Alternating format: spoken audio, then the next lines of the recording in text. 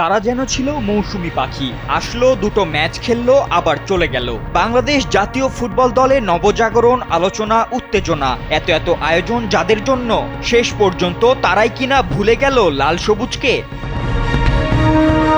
বাংলাদেশ জাতীয় ফুটবল দল সম্প্রতি পার করেছে ভয়াল এক অধ্যায়। পুরো নেপাল জুড়ে যখন চলছে বিক্ষোভ আর প্রতিবাদের ঝড়, ঠিক তখনই জামাল রাকিবরা খেলতে গিয়েছিলেন কাঠমান্ডুতে, আর সেখানে গিয়েই পড়েছিলেন বিপাকে। হোটেলে অবরুদ্ধ ছিলেন পুরো 3 রাত। যদিও শেষমেশ বাংলাদেশ বিমান বাহিনীর প্রচেষ্টায় তারা ফিরেছেন দেশের মাটিতে, তবে এই দুঃসহ স্মৃতিটা হয়তো সবাই চাইবেন ভুলে যেতে। ওয়ালটন এখন দেশের সীমানা পেরিয়ে পৌঁছে গিয়েছে 50টিরও বেশি দেশে। ওয়ালটন, ঘরে ঘরে, বিশ্বজুড়ে।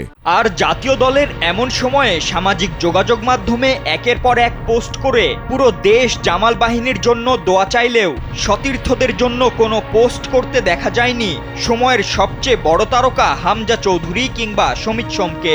আর এতেই বেজায় চটেছেন অনেক ফুটবল সমর্থক। ক্লাবের ব্যস্ততার কারণে ম্যাচ দুটির স্কোয়াডে ছিলেন না তারা, তবে দলে না থাকলেও তো সতীর্থদের এমন বিপদে দূর থেকেও খোঁজ নেওয়া যায়। যদিও ভেতরের খবর সবারই অজানা, তবে প্রকাশ্যে কোনো প্রতিক্রিয়া না থাকায় এবার প্রশ্ন উঠেছে, তবে কি হামজা সমিতরা সহসায় ভুলে যেতে বসেছেন বাংলাদেশকে? ফাতেন ইশরাক, কালবেলা।